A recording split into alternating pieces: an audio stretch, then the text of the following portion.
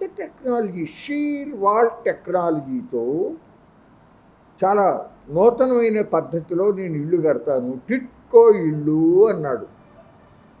లబ్ధిదారులందరూ బ్యాంకుల్లో కొద్దిగా లోన్ తీసుకోవాలి. సెంట్రల్ గవర్నమెంట్ కొంత సబ్సిడీ, స్టేట్ గవర్నమెంట్ కొంత సబ్సిడీ. 4 లక్షల ఇళ్ళు కడదామని అనుకున్నారు. దాదాపు 2.5 లక్షల ఇళ్ళు పైన మొదలు పెట్టమన్నారు. ఓకే, మొదలుపెట్టారు. కానీ చివరికి వచ్చేటప్పటికి అవి పూర్తి చేసి ఆ తాళం చెవులు వాళ్ళకి ఇవ్వటం అనేది జరగల. ఎందుకని? వేరే వాటి మీదకి డబ్బులు ఖర్చు పెట్టారు కాబట్టి ఈ అవసరమైన వాటికి లేకపోయింది, అట్లా మిగిలిపోయింది, అయిపోయింది. అతగాడు వచ్చిన తర్వాత ఆయన పట్టించుకోవాలా. చంద్రబాబు నాయుడు కట్టించిన ఇళ్ళు నేను ఎందుకు ముందుకు తీసుకెళ్లాలనుకున్నాడు ఆయన.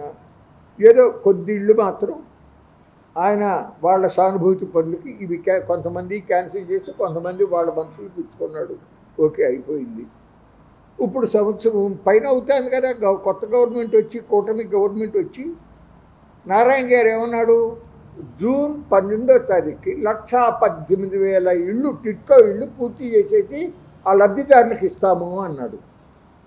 ఎక్కడ ఇచ్చారు నారాయణ గారు? మీరు ఇచ్చారా చెప్పండి? వాళ్ళకేమో బ్యాంకులాళ్ళు ఇంట్రెస్ట్ భారం పెడుతూ కట్టండి అని ఒత్తిడి పెడతా ఉన్నారు. సరే, రాష్ట్ర ప్రభుత్వం ఆ ఇంట్రెస్ట్ వడ్డీ భారం ఏదో రాష్ట్ర ప్రభుత్వం భరించదాములే అని అనుకున్నట్టుగా నాకు సమాచారం. సరే, సంతోషమే. కానీ పూర్తి చేసి వాళ్ళకి ఎందుకు ఇవ్వరు? ఎక్కడో అమెరికాలో ఉండేవాళ్ళు, ఇంగ్లాండ్లో ఉండేవాళ్ళు, జర్మనీలో ఉండేవాళ్ళకి, నాన్ రెసిడెంట్ ఇండియన్స్కి అమరావతిలో ఒక పెద్ద ఎత్తు బిల్డింగులు కడతామని చెప్పి, హ్యాపీ నెస్ట్ అది కడతామని చెప్పి లోపల మొదలుపెట్టారు. సంతోషం, వాళ్ళు కావాలన్నారు, డబ్బులు కట్టారు. ఓకే. కానీ జగన్ గారి టైంలో అది కట్ల ఆలస్యం అయిపోయింది. కాబట్టి ధరలు పెరిగినాయి, సిమెంట్ రేట్లు, ఇనుము రేట్లే పెరిగినాయి.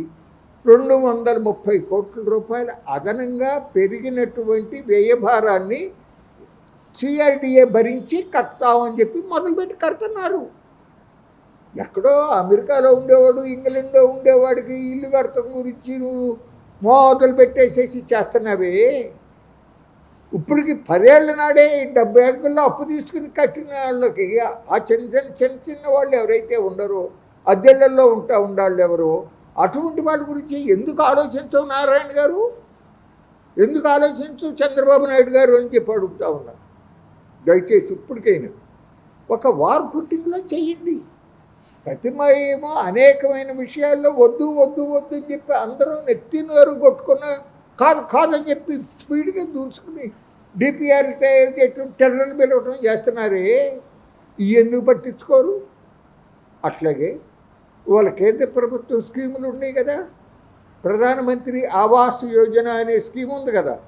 ఆ స్కీమ్ కింద ఎస్సీలు, ఎస్టీలు, బీసీలు, సమాజంలో బలహీన వర్గాల వాళ్ళకి ఇళ్ళు కట్టే స్కీమ్ ఉంది. సెంట్రల్ గవర్నమెంట్ సబ్సిడీ ఉంటుంది, కొద్దిగా స్టేట్ గవర్నమెంట్ సబ్సిడీ ఉంటుంది. 1,00,000 ఇళ్ళు కట్టాలంటావు, కడతా ఉంటావు. కానీ మాటల్లో తప్ప చేతల్లో ఎక్కడ చెప్పండి? ఒక వైట్ పేపర్ పబ్లిష్ చేయండి. ఎంతవరకు వాస్తవంగా ఈరోజు ప్రోగ్రెస్ జరిగిందో చెప్పండి. అట్లాగే కేంద్రంలో ఒక స్కీమ్ ఉంది, ప్రధానమంత్రి సూర్య ఘర్. అంటే ఇళ్ళ టాపుల మీద, రూఫ్ టాపుల మీద, ఇళ్ళ కప్పుల మీద సోలార్ విద్యుత్ ఉత్పత్తి చేసేదానికి స్కీమ్ ఉంది, పిఎం సూర్య ఘర్.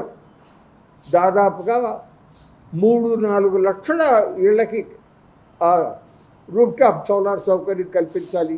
అందులో కూడా ఎస్సీ ఎస్టీలకి వాళ్ళ సప్లాన్లో ఫండ్స్ కానీ, సెంట్రల్ గవర్నమెంట్ నుంచి వచ్చే ఫండ్స్ కానీ, స్టేట్ గవర్నమెంట్ కూడా కొద్దిగా వేసి 3 లక్షల ఇళ్ళు కట్టాలి, పైన రూఫ్ టాప్ సోలార్ పెట్టాలని చెప్పి చెప్పారు ఘనంగా. మంచిదే. అసలు దాని మీద శ్రద్ధ ఏది?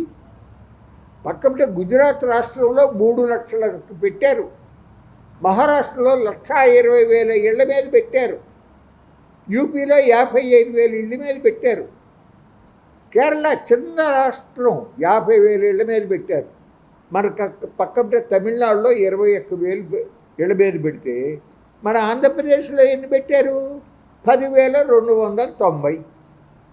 అంటే మీ ఇంట్రెస్ట్ ఏంటి? దేని మీద ప్రాధాన్యత ఇవ్వాలి అనేది ఆలోచించాలి కదా. అది లేకుండా చేస్తున్నావు చంద్రబాబు నాయుడు గారు. అది పద్ధతి కాదు. ఇమ్మీడియట్గా వాటి మీద కేంద్రీకరించండి. ఎక్కడెక్కడో వేలకు వేల ఎకరాలు ఇచ్చి సోలార్ ప్రాజెక్టులు పెట్టిస్తానంటున్నావు. దీనికి ఎవరి ఇళ్ళ మీద వాళ్ళకి పెడితే అప్పుడు రవాణాలో వేస్ట్ అయ్యేది ఉండదు. ఏదైతే ఎనర్జీ ప్రొడ్యూస్ అయిందో దాంట్లో ఏమీ కూడా నష్టం ఉండదు. అది అందుకే ఆ విధంగా ఆ స్కీముని తీసుకొచ్చింది. కాబట్టి దాని మీద కేంద్రీకరించండి చంద్రబాబు నాయుడు గారు అని కోరుతా ఉన్నా.